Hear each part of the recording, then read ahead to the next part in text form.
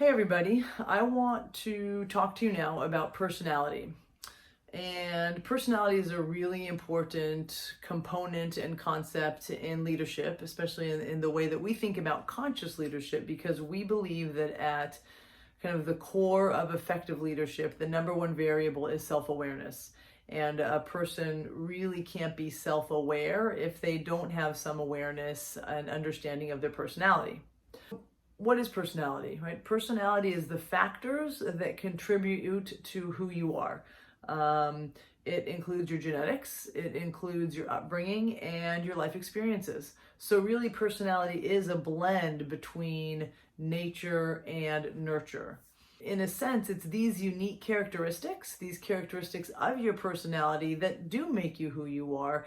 And while there isn't one definition of what personality is or one universal theory that all psychologists and social psychologists agree upon, most do agree that personality is kind of the consistent patterns of thoughts, feelings, and behaviors that a person has in their life. And so the idea is that we do have common, consistent ways about us, the way that we move through the world, the way that we engage with others, the way that we take in information. We do have preferences around that, and those preferences, whether we're conscious of them or not, become patterns, and they become habits, and they become kind of our way of being in the world. There's a little bit of debate, are you born with personality or can it change over time? We certainly do believe in development, which is kind of what we do. We can develop our best self and we can work to achieve that best self. We can become aware of triggers. We can learn to move through sticky situations more effectively. So we absolutely believe that we can grow and change. However, it may be that parts of our personality are somewhat fixed in terms of who we are, right? So there may be just ways about us that are part of who we are, that they're kind of ingrained in our inner operating system, right? In that internal wiring. Demonstrate for you how this shows up. I want everybody to take out a piece of paper, if you will. So get a piece of paper handy.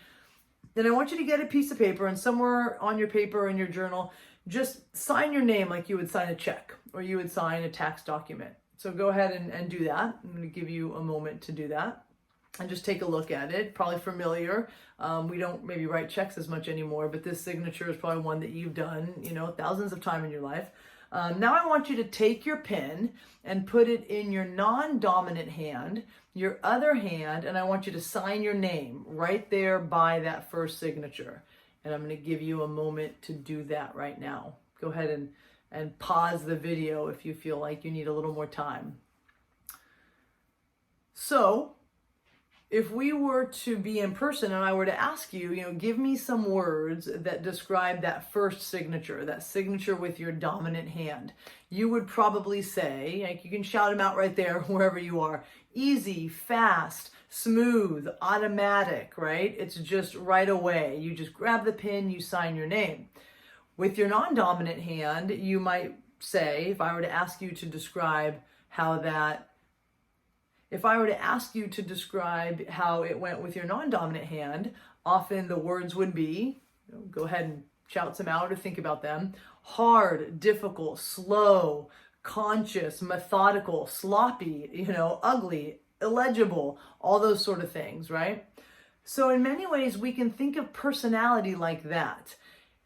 It is true that you signed your name with your non-dominant hand. You can do it. You have access to that skill, but the ease and sort of natural ability that is your dominant hand is just so smooth and quick and automatic. So you would do that. So personality operates that way. We do have that kind of dominant, easy, preferential way that is our go-to, right?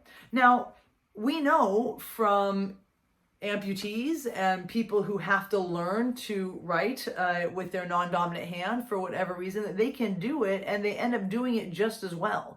So there is a learning element to the non-dominance, to those things that aren't as preferential. However, it does take focused work.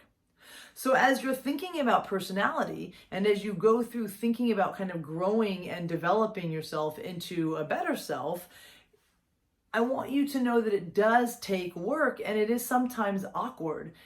And as we dig into elements of our own personality and start to learn about them, I want you to have a lot of kindness for yourself, because it is really difficult to change something that has, number one, been perhaps part of who you are since birth, and then perhaps been reinforced. So these are deeply ingrained parts of ourselves. Okay, so how to best learn about your personality?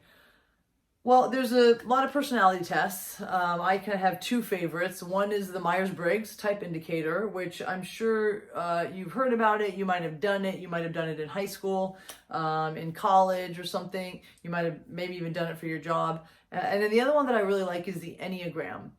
I like those two because I think with the Myers-Briggs, I think it's very complete in terms of the theory that it's based on. And I think it has a lot of sort of depth and breadth in terms of the data and the information that it gives you. The Enneagram, what I like about it is it really has a spiritual component to it. And so I love sort of the way that it looks at kind of one dominant way, personality way, but relates that to kind of other personality types and how those show up. Okay, so you've hopefully already done your two personality tests. You've done the Enneagram and you've done Myers-Briggs, and you might have spent a little bit of time online kind of looking at the information about the different types. And one thing that I want to say is that, and you might have read this already, is that you will certainly find a little bit of yourself in every type. Right? So while you might have a tendency or a preference towards feeling in the Myers-Briggs, it doesn't mean that you never think, right? And while you might have a tendency towards thinking, it doesn't mean that you have, a stone cold heart and you never feel. So I want to caution us from doing kind of any kind of blanket generalizations that these things are all or nothing, because it's just not that way. However, you probably did resonate with your type, maybe some parts of it more than others. So for example, again, me personally, I am a T for Myers-Briggs through and through. I am a thinker. I'm very logical. I go to the fixing. I go to problem solving right away. And it is more work for me to drop into the feeling space, right? So to drop into my heart space takes a lot more energy. It is like signing the pin with my non-dominant hand. Now, that being said, I learned this about myself, 12, 13, 14 years ago. So I've been spending a lot of time attempting to grow that part. And maybe those of you who have worked with me before, I hope you would say there's a little bit more of heart-centered engagement about me. But I think it's important to say that my quick go-to is the head, right? I can get to thinking very fast. And I have to kind of pause myself and take a breath and drop into that heart space and make a conscious effort to exist from that place. Another thing I want to caution us about is by assigning any particular type or way to a demographic. So it is not true that women are more feelers and men are more thinkers. It is not true that men would be the achievers on the Enneagram. I mean, those types of things, that people of color would be one particular Enneagram type, and that's just not true. We may find commonalities, and then the question or the curiosity is, are those commonalities really a part of our kind of innate way, or are those commonalities part of the social conditioning that have told us this is how we should act based on our identity, right? So these start to be the types of things we can explore when we begin to explore our personality. And what we will do later is we will look at our identities. We will see the places where identities have helped us and benefited us and moved us forward and perhaps led to a certain type of personality or a pattern in us. And we will explore the types of our identities that maybe have not helped us, where we weren't the privileged identity, and so we adopted certain patterns. So this is all available data for us to learn more deeply about who we are. Another important thing to remember is that there is no one personality that is better than another. Right? So it is wrong to say that this type are the designated leaders because they're better at leadership, or this type would be the caregivers, or this Enneagram number would be better at kind of managing an organization. Like, that's just not true. One of the things that we know now about leadership and that defines our way in doing conscious leadership is the idea and the fact that leadership really requires a more integrated whole. So good leadership, effective, necessary leadership requires a blend between the head and the heart, between thinking and feeling. It requires a blend between kind of that sensing raw data that I can get my tangible kind of hands on and those intuitive, bigger picture possibilities that might lay out in front of me in the future. So there is no one part that is better or worse. And I think it's easy to get into a mindset that says, oh, I'm a feeler, therefore, I'm less likely to be able to solve hard problems. Not true, right? That is not true. These get into the stories that we tell ourselves, and we're going to start to see how everything is layered together. Our values, our identity, our personalities all kind of integrate together and mix and mash together to create sort of stories and narratives in our heads. And sometimes those stories and narratives are not positive for us, right? They don't reflect our inner self in the best light and they hold us back. So I really, really want to say that there is no bad personality. Every single personality type of the Myers-Briggs has its strengths. Every single personality number on the Enneagram has its strengths, and everything has its shadow side, right? And where we fall into traps is thinking that our personality only has strengths, or that we're only kind of plagued by our shadow or our weaknesses. It's just not true.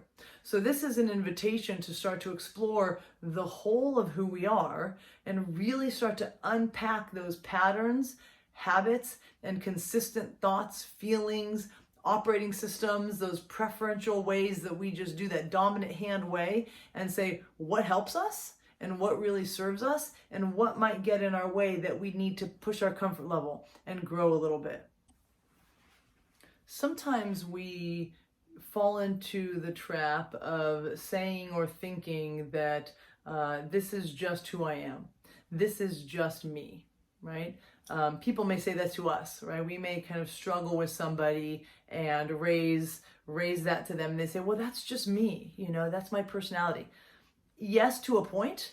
And yet the development work that we really believe in and that we all can do as individuals would take this just me part and say, okay, that doesn't serve me well. I want to grow in a way that takes that just me part and turns it into something that helps me connect more, engage more effectively, whatever it might be.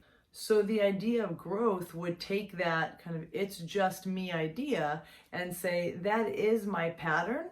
That seems to be my go-to. And I want to move beyond that because that gets in my way. So I really want you to kind of hold on to the idea that we can grow and change if we're willing to. The two aspects of this that I'd like you to take away from this work would be, can I become aware of when, that part of me that just shows up starts to show up? Can I start to recognize when it becomes present and my preferential habit that maybe isn't the best starts to take over? And then how can I evolve it? How can I grow? What needs to happen for me to grow to that next level of consciousness, to that next place where I am able to kind of help myself move through the more negative shadow sides of who I am and work with them? So there's a reflection worksheet that I'd like you to do. And when we come back, you're going to be in groups and you're going to just start to explore the parts of who you are based on your answers to the reflection and just have some conversations and get to know yourself. Recognizing the variables that contribute to us being our best with our personality shining is really important. Recognizing the times when we're not. Do you need to get 8 hours of sleep? Do you need to start your day with a cup of coffee? Do you need to have some quiet time each night because you're a true introvert, and in order to start the next day fresh, you need some quiet time? Get to know yourself, because the more you know yourself and the more self-aware you are, the better you will be able to translate that into effective leadership, being able to bring that best self to the most challenging of situations. So we're going to dive into personality right now. I think it's going to be really fun. Again, I encourage you to give yourself a lot of latitude and grace.